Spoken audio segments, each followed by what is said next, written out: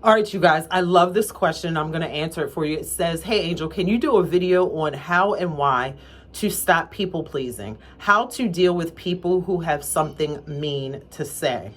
I did an event on Saturday to empower women. On Sunday, a lady came after my on Sunday, a lady came after my empowerment event, all because I told her to check her face because she had lipstick on her chin and because she was working in the kitchen. And I further reminded her to sanitize before returning to make plates. She was offended. Angel, I trust you to keep it 100. What does one have to do with the other? First of all, I want to say this.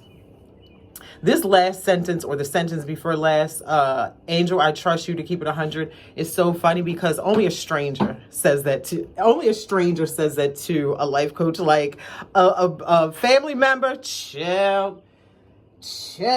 No, but okay, y'all, get ready with me while I answer this question. So my daughter and I were actually just kind of similar, talking about something like this the other day. We were talking about boundaries. So you said, I wish you would have said you said that she said something mean. I wish you would have spoke about what it is that she said mean. But my take on this is this.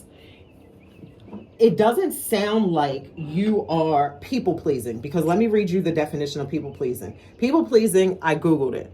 It says a pattern of behaviors where an individual prioritizes the needs, desires, and opinions of others above their own, often at their expense of their own well-being. It involves a strong desire to be liked, approved of, and avoid conflict. So if those are not your underlining feelings, like, you got to ask yourself, do I really care if this person likes me? Right? Because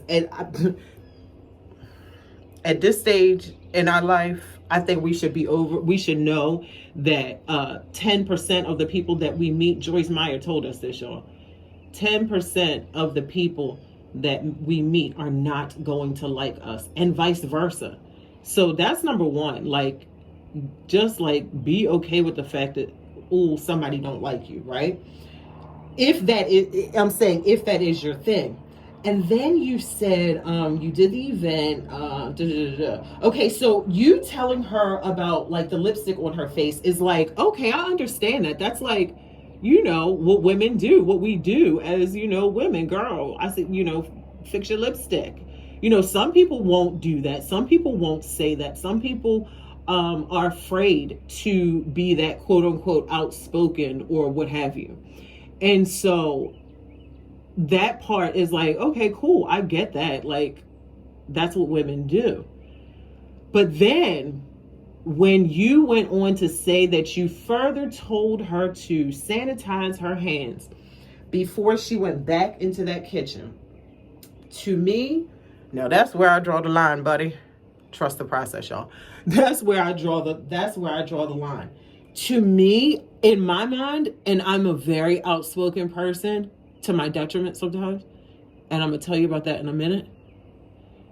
But what I have learned is that, to me, in that situation, I would have just made up in my mind, I'm not going to eat it. Like, I would have saw that she did what she did and then walked back into that kitchen. And in my mind, I would have silently been like, child, I ain't eating that food. I would not have said anything to her. Now, depending on if you, like, did you just meet this woman? Did you just meet her? Like, because that can come off like, and you had already, like the makeup thing, that's like, I see like that as being like you looking out after her. So I don't see like how like that, I don't see how that is connected. So for that, like, wait a minute. Something further reminded her. So she was offended. I can see somebody getting offended by that. Like, honestly, as we are all grown-ups. At this point, we are grown-ups. And if you still got to teach somebody basic, self-care or, cleansing tips and stuff, like, that's like, just make up in your mind, like, that's not your house. She ain't at your house. It's not a private chef that you hired. You know, she's not cooking for you every day. And so to quote unquote keep the peace, and this is where I want to talk about what my daughter and I were talking about the other day. So my daughter and I were talking about boundaries and how to set boundaries, right? Because she had this little situation that she was dealing with somebody, and she told the person how she felt about a certain situation, how this person made them feel in a certain situation. And the situation has not changed. You know, it changed a little bit, but then it's starting to fall back into those old patterns. And I was explaining to my daughter that when you are a person who has boundaries and that sets boundaries, you are really annoying to people.